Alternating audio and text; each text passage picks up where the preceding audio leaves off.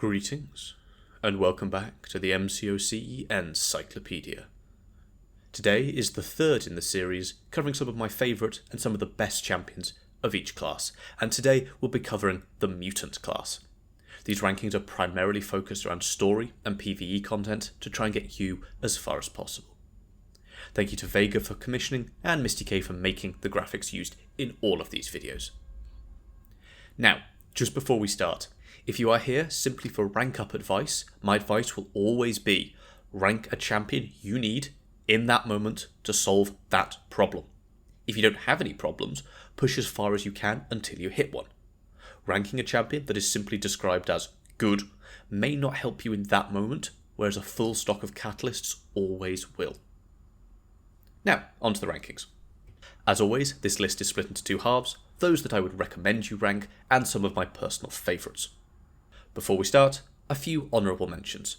We have Negasonic Teenage Warhead, Omega Red, and Bishop, but some amazing champions I couldn't fit on this list would be Cable with the Apocalypse synergy, he is pretty trash without, Dazzler, as she was very new when this list was coming out, Buffed, Deadpool X-Force, Domino, Emma Frost, Iceman, Namor, Nightcrawler, both Storms, and so on. This was done at the start of December, so this was before the Deadpool X-Force buff came out, but he should be on here somewhere as well. All phenomenal champions, but let's get into our rankings. At number 10 on my recommended, but only an honourable mention on my personal list, we have Professor X. A fantastic miss counter, a great stacker of prowess, and an insane damage dealer. A little bit tricky to sort of get your hands on, as he has some very interesting inputs in order to get the most out of him, but once you get those prowess going, those special attacks hit very hard. He's a little light on some of the major utility points, your immunities and that sort of thing, hence why he is so far down, but he does have a nice safety net of his falter as well.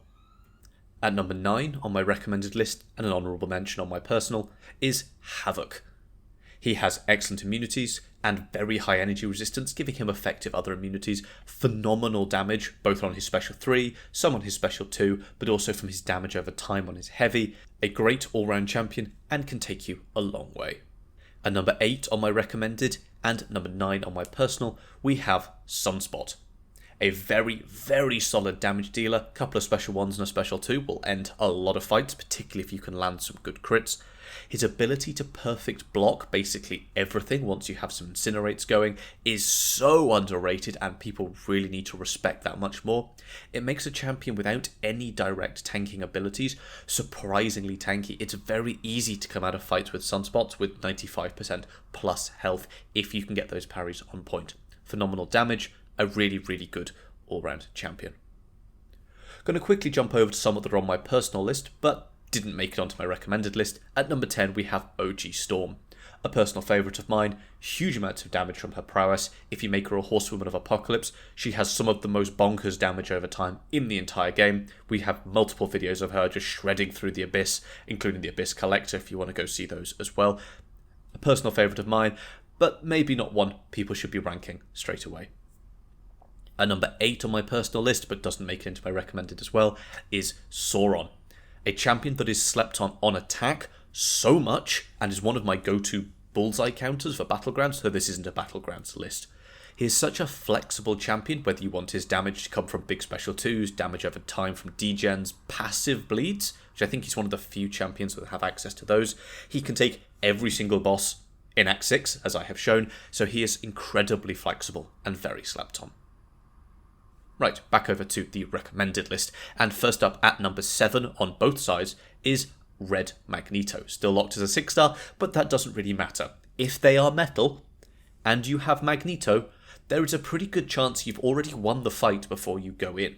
The ability to toss out 500,000 plus special 3s, or stack an insane amount of bleed damage if they're not bleed immune, is just so powerful. 70% ability accuracy reduction at pretty much all times as well. He's got bleed and shock resistance, an all-round excellent champion, but is a bit lower down simply because you really only want to bring him for those metal matchups. At number 6 on my recommended, and number 5 on my personal, we have Colossus. Phenomenal damage output, but even if you just want parry heavy or parry heavy to special 2, really good there. Such a tank with all those armors, it's difficult to put a Colossus down. great immunities, just an all-round excellent champion, and what he has can answer a lot of what the story asks of you, and that makes him very viable for a lot of parts. It surprises me how much I recommended him whilst we were making the Act 6 and 7 guides. At number 5 on my recommended and number 6 on my personal is Kitty Pryde. Kitty is a phenomenally versatile champion with her ability to phase on dash. This lets her avoid so much rubbish that the game throws at you. Once awakened, she just doesn't take damage whilst phasing, which opens up the Kitty special 3 rotation for just tanking special 3s back to back to back. Her damage off her special 2 is phenomenal. She's got decent immunities, a very good champion all round, but does take a little bit of skill to get used to. At number 4 on my recommended list, and number 3 on my personal, is the boy in blue, Apocalypse. A champion that is coming down slightly, but I see we are just months away from a 7-star Apocalypse. I don't know that for sure, but that's what my prediction would be. He is such a versatile attacker. He's got all of his damage over time. He's got huge burst damage. You bring the Strife synergy and the burst damage is mental. He is so good. He's got regen on his awakened ability if you don't use him, which is a bit awkward.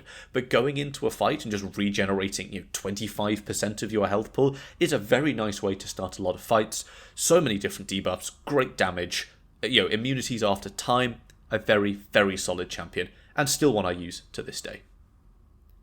And number 3 on my recommended list and number 4 on my personal is Archangel, also locked as a 6-star, and I don't see coming as a 7-star for quite some time. If you can bleed them, if you can poison them, Archangel is probably a pretty good option. The damage over time his neurotoxins give is insane if you combine those bleed and poisons. He's so easy to play, you just parry heavy, and once you have him awakened, you get a few neuros on the opponent and they cannot do anything at all.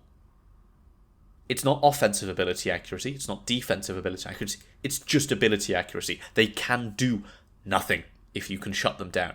Such a powerful champion, amazing damage, just amazing. At number 2, we have the recently-ish buffed Mr. Sinister, and he's number 2 on both sides. What a phenomenal buff Mr. Sinister got.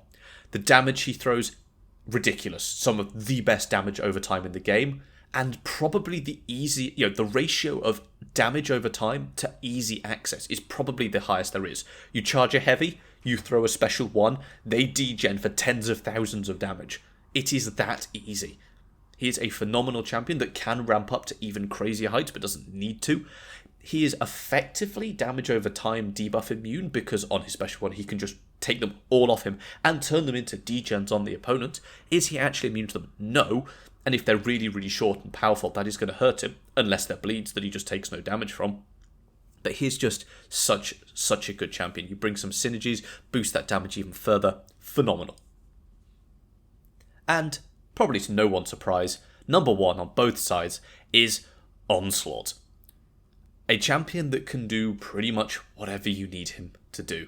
Is it short form content? He'll do it. You want to stick him on defense? Sure. Necropolis and massive long form content, Onslaught can take pretty much all of it. Triple immunities, just a phenomenal champion. So much damage over time as well, in 2 forms that no one's immune to, pretty much. There's nothing I really need to say about Onslaught. He has made his place in the contest so clear as a dominant mutant champion. He just does pretty much anything you want him to. One of my personal top clearers for the end of 8.4, well actually most of 8.4, 9.1. He is a phenomenal champion, and if you have one, well, he can solve a lot of problems. So, there we have it. My thoughts on some of the best and some of my favourite mutants in the game. If you have any questions or want to see gameplay videos in any of these champions, do let me know down below. Consider also joining the Discord server linked in the description. A great place to get specific advice, make suggestions for future video topics, and while I'm awake, I do my best to be there as much as possible. Thank you, and I will see you next time.